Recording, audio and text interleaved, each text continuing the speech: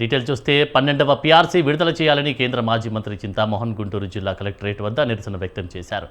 ఏపీలో ఉన్న 6 లక్షల మంది ప్రభుత్వ ఉద్యోగులకు 30,000 కోట్ల రూపాయల బకాయిలు విడుదల చేయాలని డిమాండ్ చేశారు. ఏపీలో కాంట్రాక్టులకు బిల్లులు ఇస్తున్నారు కానీ ఉద్యోగులకు మాత్రం పీఆర్సీ ఇవ్వడం లేదని చింతా నిప్పులు చెరిగారు. రాజధాని అమరావతి కాకుండా చంద్రావతి అయిందని చింతా ఆరోపించారు. అమరావతిలో దళితుల భూములు తీసుకుని వారికి నష్టం కలిగిస్తున్నారని చింతా విమర్శించారు. కేంద్ర ప్రభుత్వం ధరలను కంట్రోల్ చేయలేకపోతుందని మోహన్ దుయ్యబట్టారు. అనంతపురంలో సీఎం వేసిన పునాదిరాయి అనాథరాయిలా మిగిలిపోయిందని చింతా ఎద్దేవా చేశారు. 2-3 నెలల్లో పెట్రోల్ ధరలు 125 రూపాయలకు పెరుగుతాయన్నారు చింతామోహన్. కలెక్టర్ ఆఫీస్ దగ్గరకు వచ్చి కాంగ్రెస్ పార్టీ తరఫున 4 మాటలు మాట్లాడబోతున్నాం. మొదటిది 6 లక్షల మంది ప్రభుత్వ ఉద్యోగుల సమస్యలు. రాష్ట్రంలో 6 లక్షల మంది ప్రభుత్వ ఉద్యోగస్తులు ఉన్నారు. 6 లక్షల మంది ప్రభుత్వ ఉద్యోగులు కష్టాల్లో ఉన్నారు, కన్నీళ్లతో ఉన్నారు, అప్పుల్లో ఉన్నారు, బాధల్లో ఉన్నారు. వీళ్లకు రావాల్సినటువంటి వేతనాలు సరిగ్గా రావటం లేదు. 30,000 కోట్ల రూపాయలు బకాయిలు ఉన్నాయి రాష్ట్ర ప్రభుత్వం తరఫున 6 లక్షల మంది రాష్ట్ర ప్రభుత్వ ఉద్యోగస్తులకు. రాష్ట్రంలో కాంట్రాక్టర్లకు బిల్లులు ఇస్తున్నారు వెంటనే, కానీ 24 గంటలు కష్టపడి పనిచేసే రాష్ట్ర ప్రభుత్వ ఉద్యోగుల సమస్యలు రాష్ట్ర అధినేత. నెల్లూరులో మహానాడు రద్దుపై కోవూరు ఎమ్మెల్యే వేమిరెడ్డి ప్రశాంత్ రెడ్డి స్పందించారు. మహానాడును నెల్లూరు వైభవంగా నిర్వహించాలని సన్నాహాలు చేపట్టామన్నారు. 15 రోజుల నుంచి టీడీపీ నేతలు, కార్యకర్తలు, ఎంపీ ప్రభాకర్ రెడ్డి, మంత్రులు, ఎమ్మెల్యేలు మహానాడు ప్రాంగణం వద్ద ఏర్పాట్లను పరిశీలిస్తున్నారని చెప్పారు. దేశంలో ఇంధనం కొరతతో ప్రధాని మోదీ దిద్దుబాటు చర్యలు ప్రకటించారు. మోదీ పిలుపుతో మహానాడును కేంద్ర పార్టీ ఆఫీసులోనే నిర్వహిస్తామని సీఎం చంద్రబాబు ప్రకటించడంతో జిల్లా పార్టీ నేతలు, ఎమ్మెల్యేలు బాధపడ్డారని ఎమ్మెల్యే అన్నారు. అయితే సీఎం చంద్రబాబు సూచనలే తమకు శిరోధార్యం అన్నారు ఎమ్మెల్యే వేమిరెడ్డి ప్రశాంత్ రెడ్డి. దేశంలో జరుగుతున్న ఆర్థిక పరిస్థితులు, రాబోయే సంక్షోభాన్ని గుర్తించిన ప్రధాని మోడీ గారు ముందస్తుగా ప్రజా ప్రయోజనాల కోసం, దేశ అభివృద్ధి కోసం తీసుకున్న ముందస్తు చర్యలు పొదుపు చేయాలి అనే ఆలోచనని, మన ఈ విధానాన్ని దేశానికి ఎంతో ఉపయోగపడతాయి. మన రాష్ట్ర ఉపయోగాల కోసం, మన రాష్ట్ర అభివృద్ధి లక్ష్యంగా పనిచేసే మన రాష్ట్ర ముఖ్యమంత్రి చంద్రబాబు నాయుడు గారు, యువ నాయకులు నారా లోకేష్ బాబు గారు వాటిల్ని ఆదర్శంగా తీసుకుంటారని చెప్పి మనకు అందరికీ కూడా తెలుసు. రాజకీయాలకు అతీతంగా రాష్ట్ర ప్రయోజనాల కోసం అనేక విషయాల మీద దృష్టి పెట్టి పార్టీ అత్యంత ప్రతిష్టాత్మకంగా నిర్వహించే మహానాడు కార్యక్రమాన్ని రాష్ట్ర పార్టీ కార్యాలయంలో వర్చువల్గా చేయాలని చెప్పి నిర్ణయం తీసుకోవడం మన ముఖ్యమంత్రి గారి దార్శకతకి స్పష్టంగా తెలియజేస్తుంది. యుద్ధం వల్ల మనం ఎంతో ఇబ్బందులు పడబోతున్నాం. అనంతపురం జిల్లాలో మంచినీటి సమస్య తీర్చాలని సింగనమల గ్రామాల ప్రజలు, ప్రజాప్రతినిధులు కోరారు. నియోజకవర్గం వ్యాప్తంగా గార్లదిన్నె, సింగనమల, బుక్కరాయ సముద్రం మండలాల్లో మంచినీటి సమస్య తీవ్రంగా ఉంది. మంచినీటి సమస్యతో ఇబ్బంది పడుతున్న గ్రామాల ప్రజలను వైసీపీ నియోజకవర్గ ఇన్ఛార్జ్ శైలజానాథ్ పరిశీలించారు. టీడీపీ ఎమ్మెల్యే శ్రావణిపై మాట్లాడబోయారన్నారాయన. ప్రజా సమస్యల పరిష్కారమే తన లక్ష్యమని చెప్పారు. ఓట్ల కోసం వచ్చిన ఎమ్మెల్యే గ్రామంలో నీటి సమస్యలు పరిష్కరించలేదని పాపినేపాలెం వాసులు మండిపడ్డారు. చిన్న జలాపురం, బుక్కరాయ సముద్రం మండలం, దండువారిపల్లి, గార్లదిన్నె మండలం, పాపనేపాలెం గ్రామాల్లో మంచినీటి సమస్య తీవ్రంగా ఉందన్నారు శైలజానాథ్. అధికారులు రోజు గ్రామాల్లో పర్యటించి సమస్యలు పరిష్కరించాలని శైలజానాథ్ పిలుపునిచ్చారు. నేను స్థానిక ఎమ్మెల్యే గురించి నేను మాట్లాడను, ఎందుకంటే ఎమ్మెల్యే గారు వాళ్ళ పనులు వాళ్ళు చేస్తారు, చేయాలి వాళ్ళ ఈ పనులు. కానీ ఎట్లా భూగర్భ జలాలు తగ్గినాయంటారు మీరు? చంద్రబాబు నాయుడు గారు విపరీతంగా భూగర్భ జలాలు పెరిగిపోయినాయి, ఊరికే 30 అట్లంటే నీళ్ళు వస్తున్నాయని చెప్తారు కదా. అట్లా కాదు. ఈ రోజున నేను అందరినీ, అధికారులు కానీ ప్రజాప్రతినిధులు కోరుకున్నది ఒకటే, ఏసీ రూముల్లో కూర్చొని రివ్యూలు చేస్తే లాభం లేదు. జనంలోకి వచ్చి కూర్చుంటే కష్టాలు, బాధలు అన్నీ అర్థమవుతాయి. నిజంగానే మీకు అందరికి గుర్తుకుంటే గాలి దిన్నకు ప్రత్యేక వాటర్ స్కీమ్ కూడా అప్పుడు మనం పెట్టాం.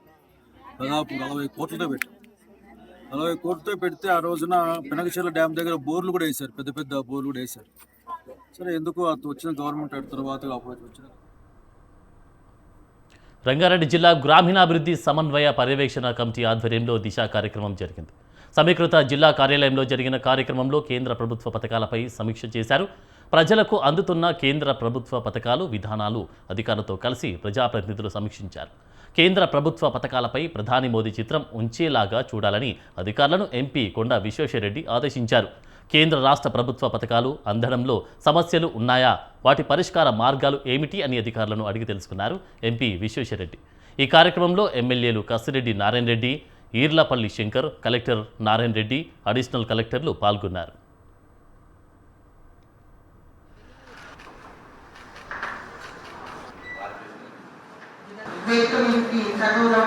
మున్సిపాలిటీస్ కూడా టీకి ఆహ్వానితులుగా ఉన్నారు. అభివృద్ధి కొరకు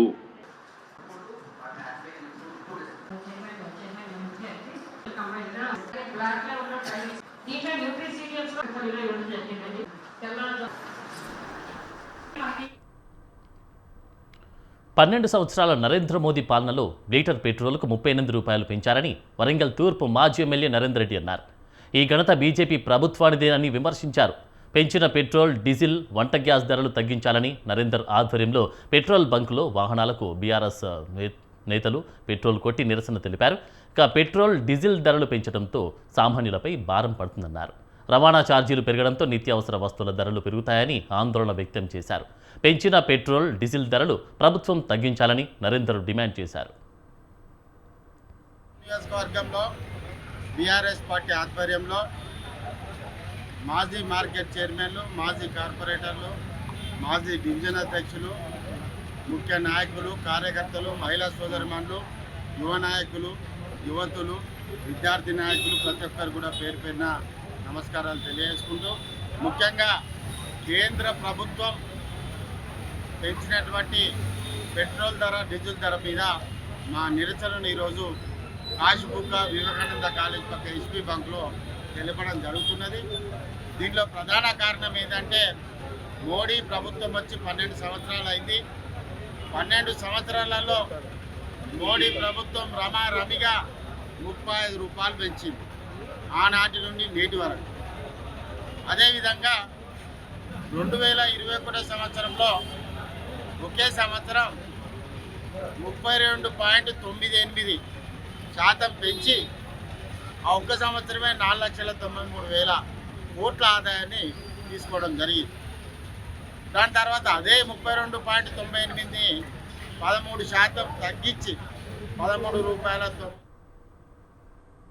నిర్మల్ జిల్లా బైంసా మున్సిపాలిటీ కోఆప్ సభ్యులు ఎన్నికల్లో ఒక బీజేపీ కౌన్సిలర్ తమకు మద్దతిచ్చారని మాజీ చైర్మన్ జాబిర్ అహ్మద్ చెప్పారు. ఎమ్మెల్యే సహకారంతో మరో 3 తమతో టచ్లో ఉన్నారని అన్నారు. ఎమ్మెల్యే రామారావు పటేల్ కాంగ్రెస్ టికెట్ ఇప్పించాలని అడిగినట్లు జాబిర్ అహ్మద్ తెలిపారు. మున్సిపల్ చైర్మన్ దత్తాత్రి కాంగ్రెస్ పార్టీలో చేరతారని, ఇటీవల కాంగ్రెస్ పెద్దలతో కలిశారని జాబిర్ అహ్మద్ వెల్లడించారు. हम अपोजिशन में रहते हुए हम 4 कास्टन मेंबर्स के लिए हम हमारे कैंडिडेट को उतारे, जिसमें से एक हमारे माइनॉरिटीज लेडीज़ में हुमेरा बेगम बोल के हम उसमें हमको जीत हासिल हुई और हम सर्टिफिकेट भी ले लिए। दूसरा जो है इम्तियाज़ साहब जो माइनॉरिटीज़ के जेंट्स में थे, उनको भी 14 वोट आए, आप लोग सब थे उसमें।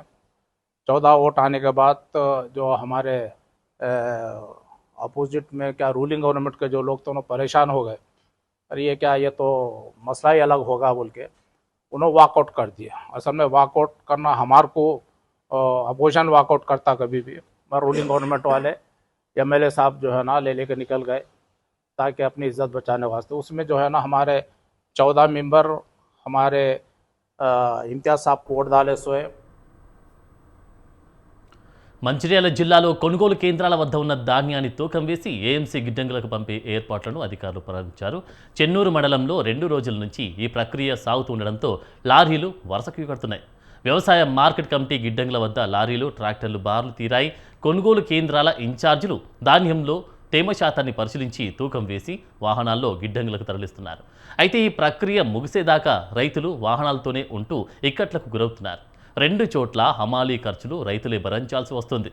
తేమ శాతం ఎక్కువ ఉందని 3 లారీల్లోని ధాన్యాన్ని దించేందుకు అధికారులు నిరాకరించడంపై రైతులు ఆందోళన వ్యక్తం చేశారు. ధాన్యం బస్తాలపై కవర్ వేయడం వల్ల తేమ శాతం పెరిగిందని, అధికారులు నిరాకరించడం సరైంది కాదని రైతులు తెలిపారు. ప్రభుత్వ నిర్లక్ష్య వైఖరి వల్ల రైతులు 3-4 రోజుల నుంచి ఇబ్బందులు పడుతున్నారు. వడ్ల కల్లాల కాడ కుంటలేదని చెప్పేసి అక్కడ వాళ్ళు బాధపడుతున్నారు. తీసుకొని వచ్చిన లారీలన్నీ కూడా 3-4 రోజుల నుంచి యార్డ్ల కాడ నించొని అట్లనే సమీపైపోయిందని చెప్పేసి డ్రైవర్లందరూ బాధపడుతున్నారు. ఇక్కడ అన్లోడ్ అయితే ఎప్పుడైతే అని చెప్పేసి వీళ్ళు రైతులు ఇక్కడికి వచ్చి మళ్ళీ వాళ్ళ ఛార్జీలతోనే వాళ్ళు అన్లోడ్ చేయించుకుంటారు. వాళ్ళు అట్లా బాధపడతారు.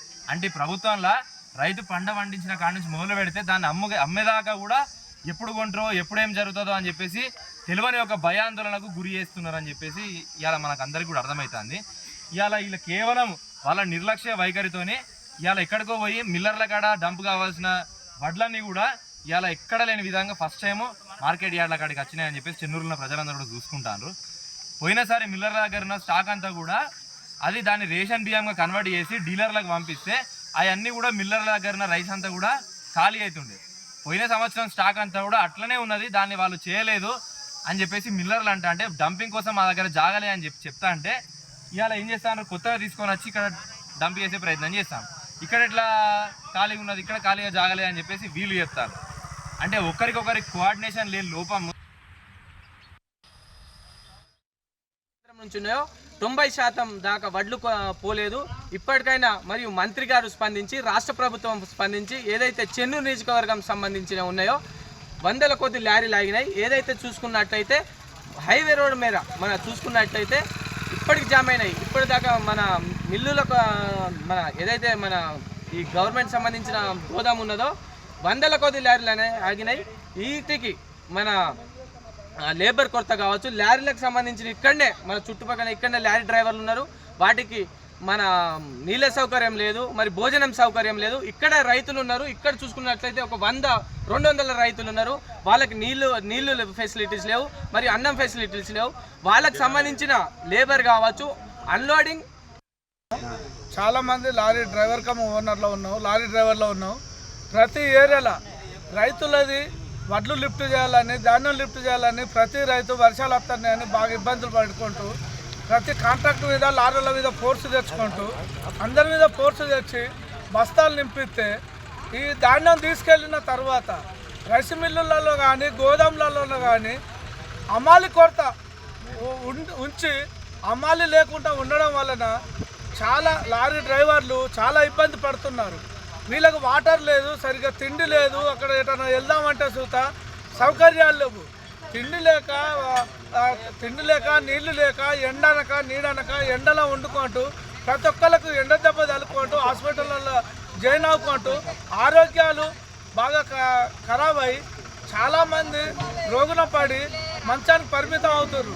దీని వలన చాలామంది డ్రైవర్లు డ్యూటీలు చేయాలంటే మేము రాలేము, మేము రాము, మాకు తిండి లేకుండా మంచిదే, డ్యూటీ లేకుండా మంచిదే.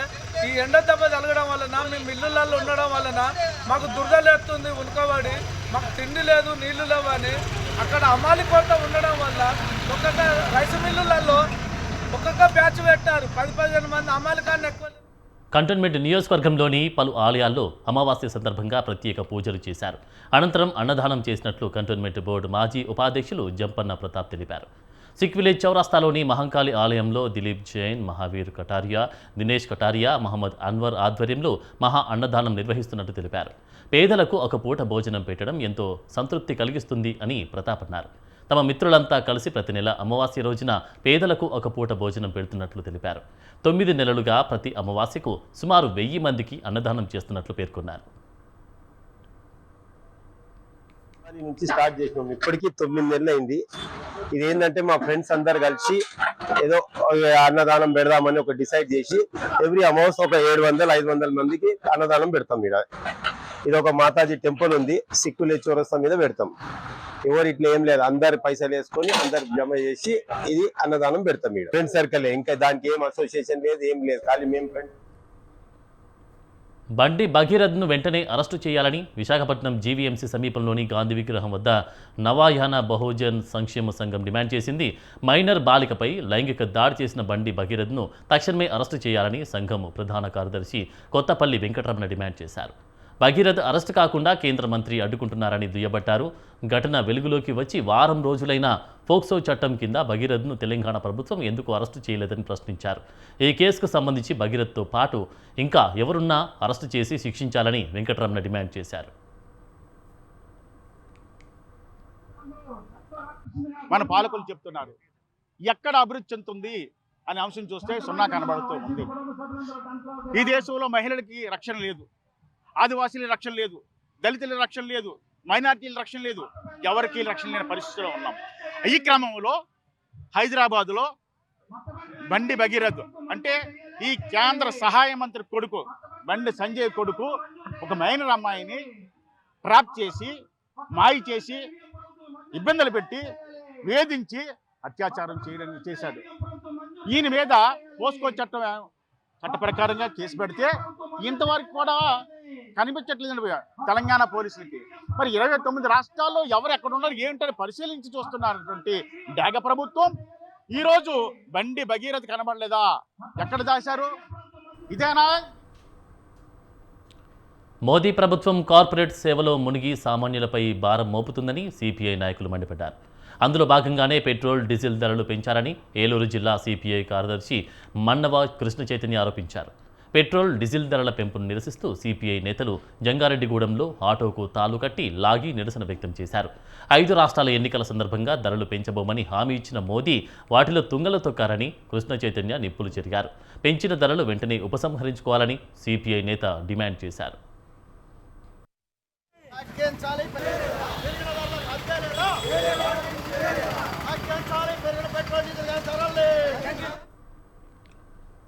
ఏలూరు జిల్లా వలసపల్లిలో స్వర్ణాంధ్ర స్వచ్ఛాంధ్ర కార్యక్రమం జరిగింది. ఇక ప్లాస్టిక్ రహిత రాష్ట్రం ఇతివృత్తంతో ఈ కార్యక్రమాన్ని జిల్లా కలెక్టర్లు కె వెట్రిసెల్వి లాంఛనంగా ప్రారంభించారు.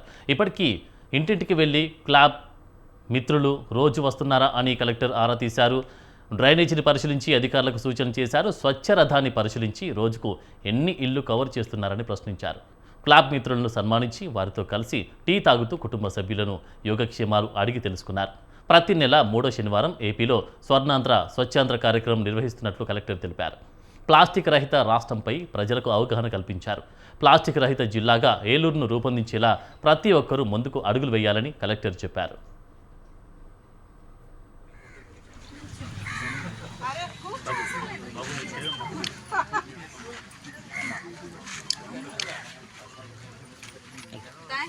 మోడల్ విలేజ్ చేయాలి, ఇద్దరు కలిసి చేయాలి. ప్లాస్టిక్ గోడలు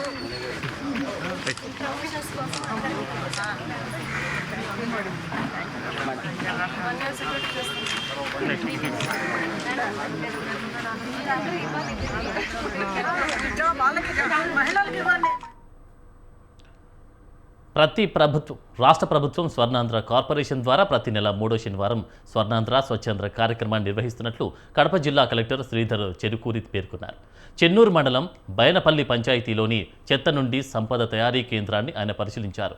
స్వచ్ఛ సేవకులు ప్రతిరోజు గ్రామాల్లో చెత్త సేకరించి విధానం, దాని నుండి వర్మికంపోస్ట్ తయారు విధానం సంబంధిత విషయాలను కలెక్టర్ అడిగి తెలుసుకున్నారు. పంచాయతీని శుభ్రం చేసుకుని చెత్తరహిత గ్రామంగా చేయాల్సిన బాధ్యత పంచాయతీ అధికారులకు ఉంటుందన్నారు. ప్లాస్టిక్ రహిత గ్రామంలో భాగంగా స్వచ్ఛరథం ద్వారా సేకరించే వస్తువులకు బదులు నిత్యావసర వస్తువులు ఇస్తున్నట్లు కలెక్టర్ వెల్లడించారు. భాగంగా ప్రతి నెల కూడా ఒక కార్యక్రమం తోటి ప్రజల్లో అవగాహన కల్పించుకుంటూ అలాగే ఆ నెల అంతా కూడా ఆ గ్రామంలో కానీ లేకపోతే ఆ పట్టణంలో కానీ ఒక ప్రత్యేకమైనటువంటి అంశాన్ని తీసుకుని అవగాహన కల్పించడమే కాకుండా అక్కడ పూర్తిగా ఇంప్లిమెంట్ చేసేటట్టు మన గౌరవ ముఖ్యమంత్రి గారు ఈ ప్రోగ్రామ్ని డిజైన్ చేయడం జరిగింది. ఈ స్వర్ణాంధ్ర స్వచ్ఛాంధ్ర కార్యక్రమం మన జిల్లాలోనే మైదుకూరు పట్టణంలో స్వచ్ఛాంధ్ర స్వర్ణాంధ్ర అంటే స్వచ్ఛ గ్రామం స్వర్ణ గ్రామం కింద ప్రోగ్రామ్స్ చేస్తూనే ఉన్నాం. కానీ ఎక్కువ మటుకు తూతూ మంత్రంగా అయిపోగొట్టేస్తారు. ఏవి కూడా ఆచరణలో పెట్టుకోవట్లేదు. ఒకసారి మనం ఆ పని చేసిన తర్వాత దానికి కంటిన్యూన్స్ ఉండట్లా.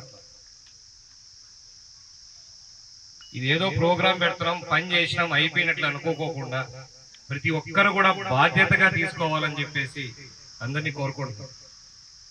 బాధ్యత అంటే నీ ఇంట్లో నీ బాధ్యతలు ఏమున్నాయో నీ ఊరి మీద కూడా నీకు ఆ బాధ్యత ఉండాలా అనే ఒక ఉద్దేశంతో మీరు పనిచేయాలని చెప్పేసి మిమ్మల్ని అన్ని కోరుకుంటా ఉన్నాం.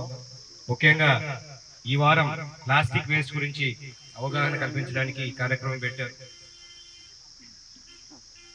ఈ ప్రోగ్రాం ఎందుకు పెడుతున్నారు, ఏదో పెట్టినారు, మనం అటెండెన్స్ చేసుకున్నారు, స్పెషల్ గా ఊర్లో గ్రామ ప్రజలకి మన లీడర్లకి తెలియజేస్తున్నాయి. ఇది అత్యంత భయానకంగా మారిన క్యాన్సర్ రేట్ ఎంత పెరుగుతుంది జనాల్లో అనే దానికి ముఖ్య కారణం ఈ ప్లాస్టిక్ వేస్ట్. ఇవి bulletin updates. Keep watching 6 TV.